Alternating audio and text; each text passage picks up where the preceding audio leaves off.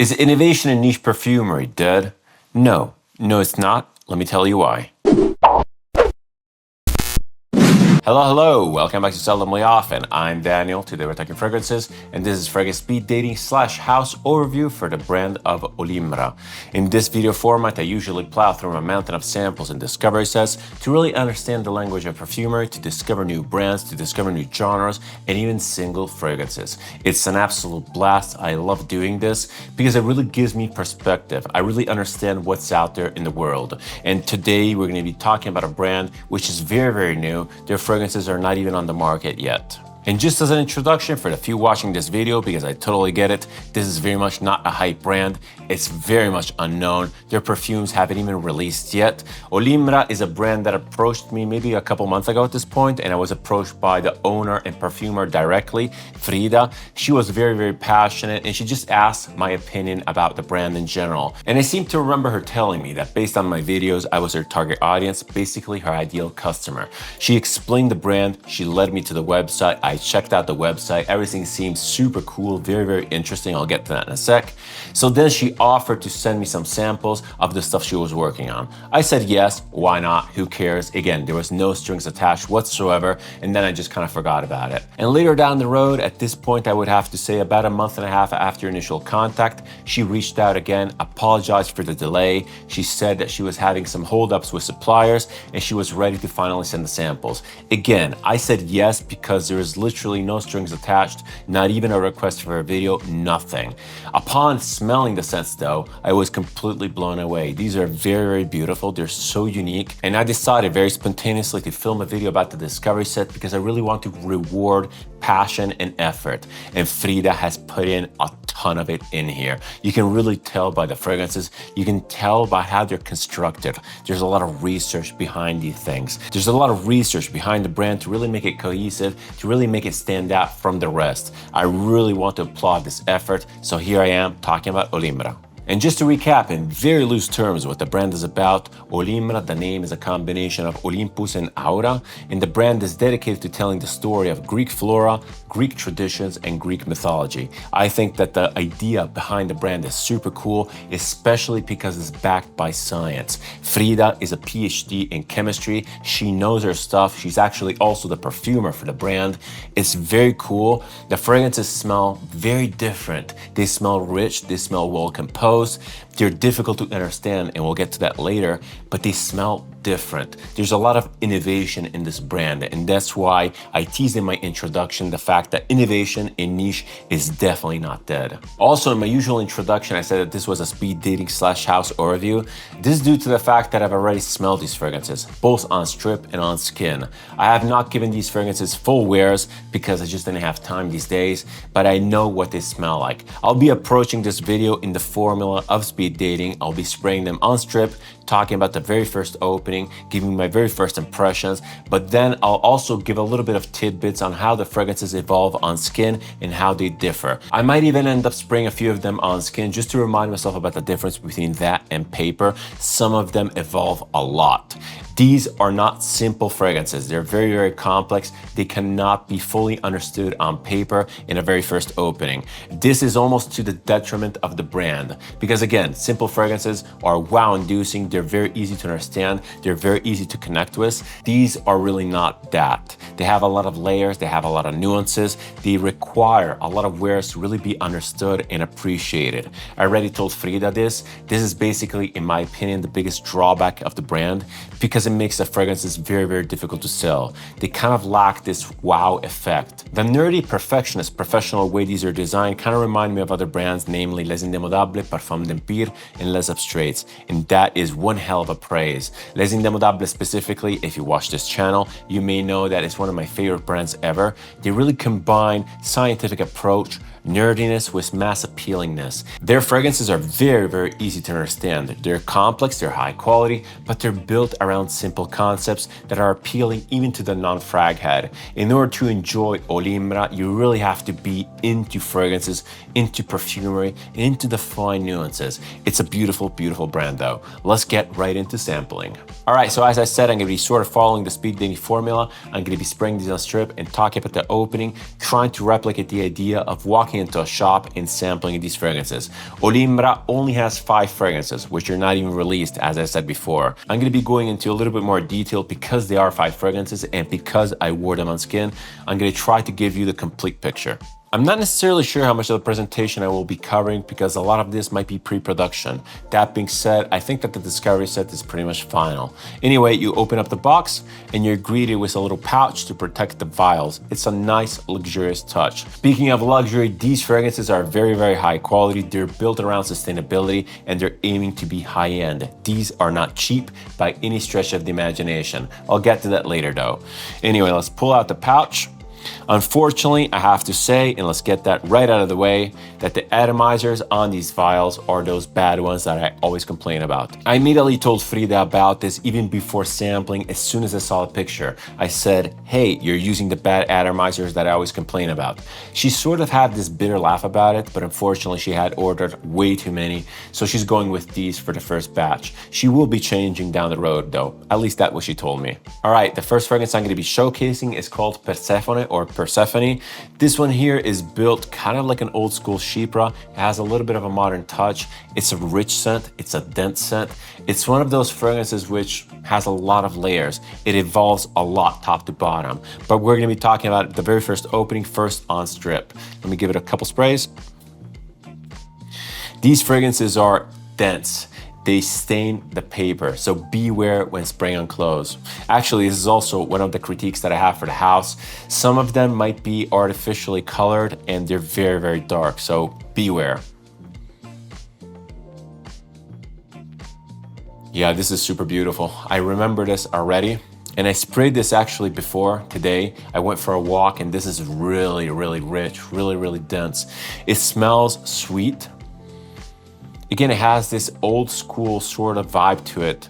I'm not necessarily sure about the notes. I read the notes on the website, but I'm not going to be recalling any of them because, well, I don't even care about notes. But the thing that stands out is definitely honey. There's like honey, honeycomb, or something like that. And it's immediately apparent from the opening.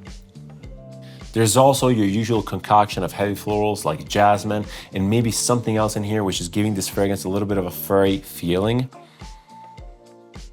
And by the way, I mentioned this before, these fragrances are built around sustainability, so no animal products whatsoever. Everything is built around sustainability of the environment. This fragrance though comes across as slightly animalic. I'm not necessarily sure why. It might be the indolic jasmine, it might be some other floral, or it might be maybe the beeswax or honeycomb or honey. It might be oak moss or some substitute for oak moss, but this one here definitely has that vintagey heaviness. It kind of recalls the smell of leather. It's very peculiar. But it's also so well done, so well designed, so well balanced. These fragrances, all of them, are fairly subtle in nature. They project decently, but they're not shouty. And also, specifically, there's no one ingredient, no one note, which is kind of overdone, overdosed, which is predominant on the other ones. These all have a very specific character, which is easy to identify, but they're not shouty. And this design philosophy is actually what makes these fragrances so complex. Nothing stands out. You really need multiple wears to really understand what is going on. Upon first sniff, this is very beautiful. It's rich, it's opulent, it feels luxurious, but it's difficult to interpret. This scent evolves really beautiful on skin. It becomes more dark, more rich, yet it has more dynamic range. The florals really separate, and as the scent dries down, it becomes more and more green, and there's some sort of a balsamic aspect which really comes through. It wears in a very peculiar manner. It's very, very detectable, yet at the same time, it's subtle. The sillage is always with you. It's super beautiful. And for whatever reason, I can kind of tell that this fragrance was designed by a woman. And this is also true for the other fragrances, but they're all very, very unisex, at least in my opinion.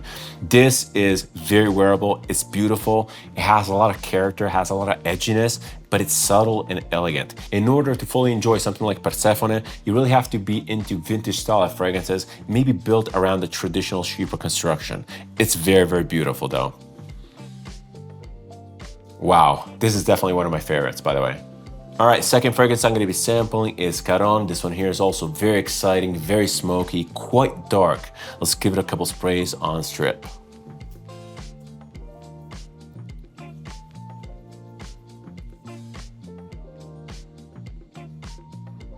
Yes, this is also kind of vintagey. It reminds me of a lot of stuff out there, namely T-Rex by Zoologist and also Peau d'Espagne by Santa Maria Novella. It has a similar opening. It has this green, smoky, sweet, burnt opening. The smokiness in here is front and center and very difficult to ignore. It has this burnt, bitter aspect to it, which is kind of reminding me of fresh wood being burnt. It has this thickness to it. It has this density. It has this pungency. But it's not as bad as something like Zoologist T-Rex. The smokiness in that was very, very difficult, made the wear experience in general very, very difficult.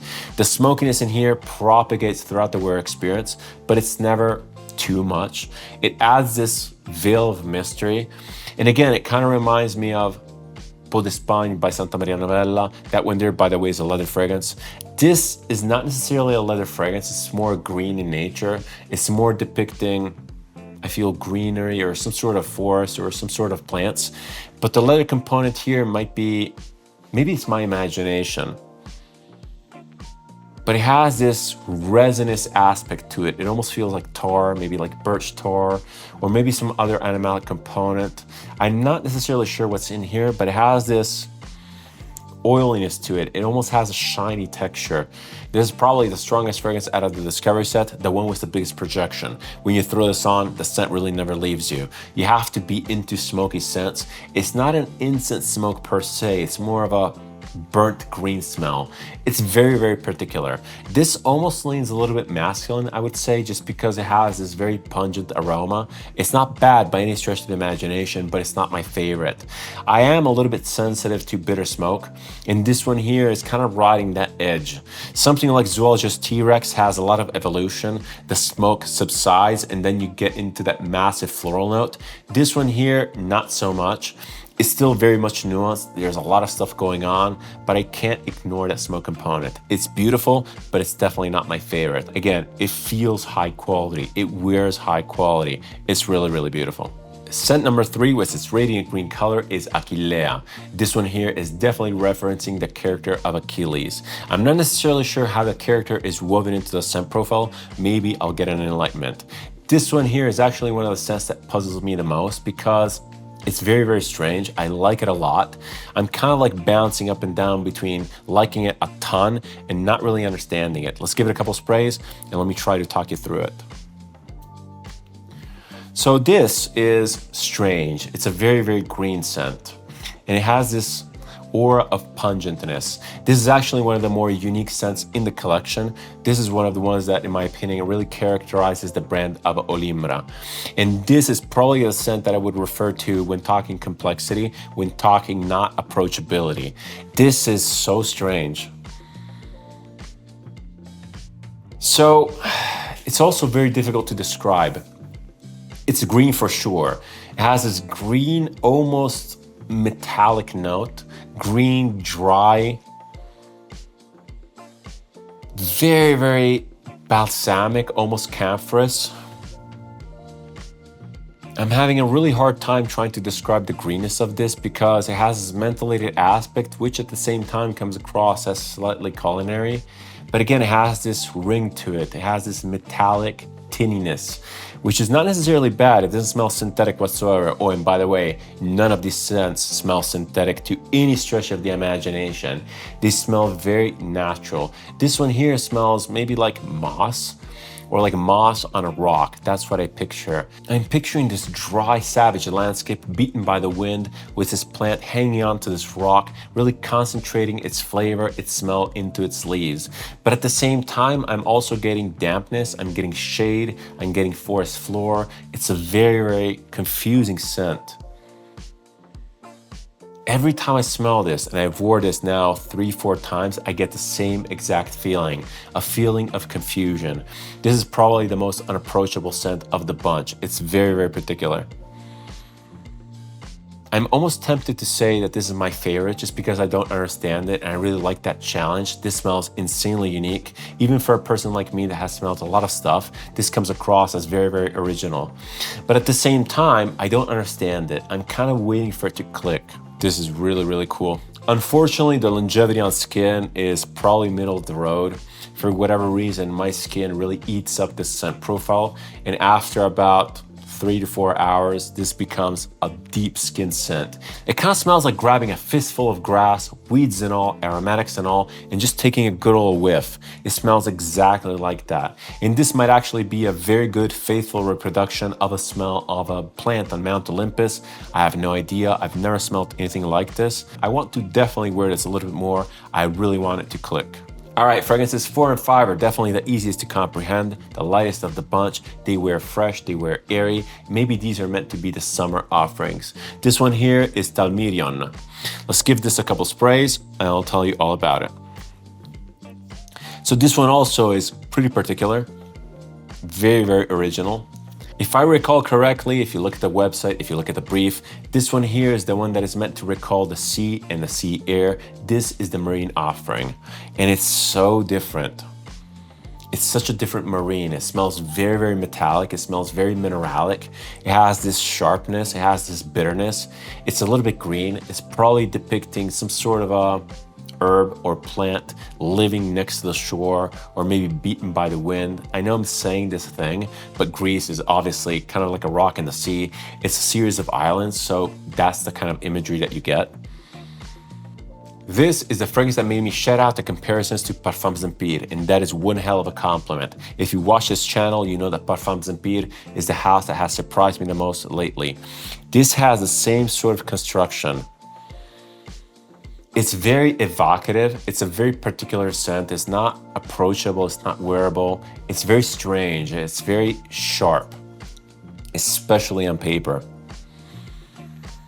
I like it. This has again, it's very, very unisex, but this sharp bitterness comes across as slightly masculine. It has this worn-in feeling. It feels like erosion. It feels like weather on something, like a plant, a rock, a surface. It feels beaten down. It's very, very particular. It's so difficult to describe. As I said before, this is almost to their detriment. These fragrances are not easy to understand. You're there, you're smelling them, and if you don't have the patience to take it in and to really understand what you're smelling, you're gonna be put off because you're gonna be smelling this and you're gonna be like, I don't know what this is. It smells good, it smells a little bit weird, but I don't know what it is. And that is the biggest drawback to these fragrances. Not to me, I like the challenge, I like to understand these fragrances, but to the average person, these are difficult. They're difficult to sell. There's also some sort of a muskiness, which is giving this airiness a little bit more density. It's a very good air depiction. It's really cool, but again, not easy to understand whatsoever. This, when worn on skin, is also unfortunately the one that has the weakest longevity. It's quite fleeting. It wears kind of like a molecule scent. It's not designed like one, but it kind of wears like one. It gives your skin a particular scent. It gives your skin this enhanced skin chemistry sort of vibe. It feels like you've been at the beach. It feels like you've been in the wind, but it's also a little bit sharp. It has a slight component of something like Ganymede. It has the same metallic, mineralic aspect. It's very, very strange. But at the same time, it doesn't smell synthetic whatsoever. It smells natural. It smells like a place. Again, it has this smell of erosion. And I know it doesn't make sense whatsoever because how can something smell like erosion? But that's the image that I can't shake. Last fragrance is Oreantheia, and this one here is definitely the easiest to understand. It's the freshest, the most wearable, and spoiler, it's also one of my favorites. Let's give it a couple sprays. This is really, really beautiful. And it lasts a really long time, especially given what it is. Yes, so at its core, this is basically a beautiful orange blossom citrusy fragrance. It's super wearable, it smells clean, it has a slight soapiness to it, but it's also so much more. The more you wear this, the more you get to know it, the more stuff comes out, and you really get flooded by various notes that sing in unison. It's beautiful. And the first time I smelled it, I kind of dismissed it. I was like, yeah, this is really good. It smells like an orange blossom fragrance, but then I put it on skin and it just started evolving. It doesn't necessarily evolve, it just shows a multitude of facets. It's really, really beautiful. I want to put this on skin because it deserves it and I love wearing it. It has this slight savoriness. It really combines everything beautifully. As I said before, none of the notes really stand out. This is not a pure orange blossom. It's not a pure citrus. Everything is just kind of playing together. And obviously the orange blossom and the citruses are the main players here, but there's so much more in the background. There's some green notes, some aromatics. It has this savoriness. It has a little bit of a marine aspect. There's so much stuff going on. And as I said before, this is surprisingly long lasting. And throughout the wear experience, this fragrance comes across as fairly predictable and stable. And yet, as you're wearing it, you keep picking up on these very minute details that really add complexity and they add to the story. This fragrance is so well done. And I love discovering fine details like this. This is the fragrance that really made me connect to Les Indémodables. Les Indémodables has this aspect in basically all of their creations. They're all very easy to understand, very likable, yet they have so much detail. You can really uncover these fragrances and experience them slightly differently every time. I love this aspect. I love subtle complexity. And this fragrance is definitely one of those. This is definitely my first recommendation. It's the easiest one to understand, as I said before, and I can already predict it's probably gonna be the best seller from the brand. All right, I think I've exhausted all my first impressions, so let's jump right into the conclusions. I really like the brand of Olymra. I really like what it represents. A huge applause to Frida for her passion and her ability to execute a good idea. This is no easy feat and it really translates into the fragrances. These smell innovative, they smell different, they smell original. And going back to what I said in the introduction, no, niche is not dead. Innovation in niche is definitely not dead. This is one of those brands that really showcases what can be done with perfumery. If you have a unique idea, if you have a unique brand identity and decide to pursue those two things down to the core without compromises, without thinking about the public, without tailoring your products to the public, you get this. This is pure passion in fragrance form. It reminds me of Papillon. It reminds me of Les Indémodables. It reminds me of Parfums Empire. There's so much vision in this stuff. And that's why ultimately I decided to feature the brand. Again, there's absolutely no ties to the brand. I get nothing. There's no exchange, nothing whatsoever. I got these because I was asked for my opinion. I gave my opinion and then I still decided to make a video because these are so worth it. I really advise you guys to check the brand out because why not? If you're into perfumery, if you're into innovative, different, interesting stuff, by all means, check these out. They smell really, really cool. I can't wait to see what Frida comes out with next. If you like this type of content, if you like my approach to video, feel free to subscribe. It's always massively appreciated and helps the channel. If you want to interact with me, leave a comment, suggestion, opinion, or anything else down below. I always reply and I always keep the conversation open. Thank you so much for watching. Thank you so much for your time. It's never taken for granted. Many more speed dating episodes on the horizon, many more cool brands to feature. I can't wait. See you in the next one and cheers.